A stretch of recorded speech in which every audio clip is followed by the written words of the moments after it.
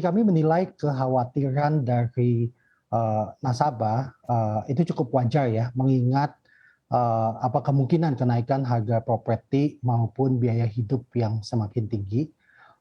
Namun kami juga melihat sebetulnya di CIMB Niaga ini sudah cukup banyak nasabah yang melihat hal tersebut sebagai peluang. Jadi untuk di nasabah CIMB Niaga sendiri itu 50% dari apa namanya nasabah yang mengambil KPR itu di usia milenial tuh Mbak Neke.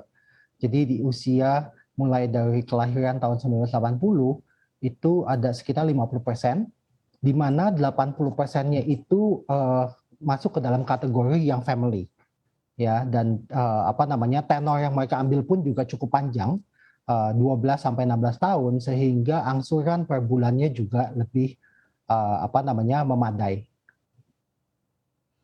Baik, kalau mengacu data dari debitur KPR di CIMB Niaga, ini ada di range usia berapakah? Ya, tadi seperti yang saya sampaikan, mungkin sekitar ada hampir 50% itu yang lahir sebelum tahun 81 ya, di atas 40 tahun. Tapi at the same time kita juga banyak sekali nasabah yang range usianya itu cukup muda. Jadi antara 25 sampai 40 tahun itu sekitar 51%, atau kurang lebih hampir 21.000 nasabah, Mbak.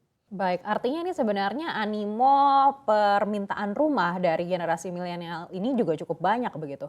Kalau Anda lihat apakah semua yang terjadi saat ini seperti ya perekonomian dan juga potensi kenaikan suku bunga acuan ini akan memiliki efek yang signifikan juga terhadap permintaan KPR di CIMB Niaga? Betul sekali ya. Jadi kami juga belum lama ini melakukan FGD lagi dengan segmen first home buyer ya. Jadi nasabah-nasabah yang pertama kali ingin memiliki rumah, kami menangkap kekhawatirannya itu terhadap ketidakpastian. Ketidakpastian terhadap harga apa namanya properti tersebut, maupun ketidakpastian terhadap suku bunga yang mempengaruhi besarnya angsuran yang perlu ditanggung oleh nasabah. Nah, oleh karena itu kami dari CIMB Niaga selalu berusaha untuk memberikan solusi yang tepat ya, menjawab ketidakpastian tersebut.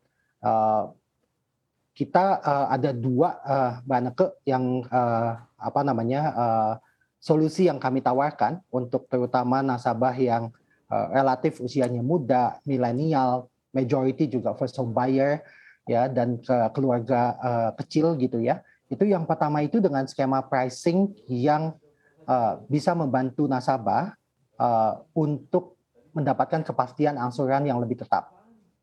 Ya, nah nanti kedua itu juga ada namanya fitur ekstra manfaat. Jadi ada dua solusi yang kami berikan untuk membantu menjawab ketidakpastian tersebut. Baik, apakah tanpa edukasi yang diberikan oleh CIMB Niaga ini, para debitur ini artinya juga mungkin akan menggagalkan niatnya untuk mengambil KPR? Iya, jadi betul sekali dari sisi edukasi ya,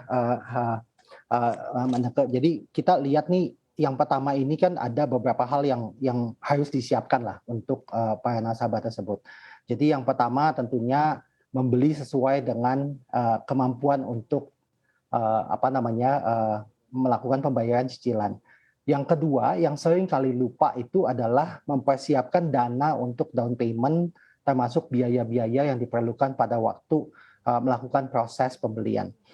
Nah, terakhir ini yang ketiga biasanya apa namanya nasabah ini juga perlu diberikan edukasi untuk menghindari catatan transaksi keuangan yang kurang baik di dalam SLIK ya, di mana seperti menunggak cicilan kartu kredit atau kredit lainnya yang akan mengakibatkan lebih sulit untuk mendapatkan kredit dari perbankan.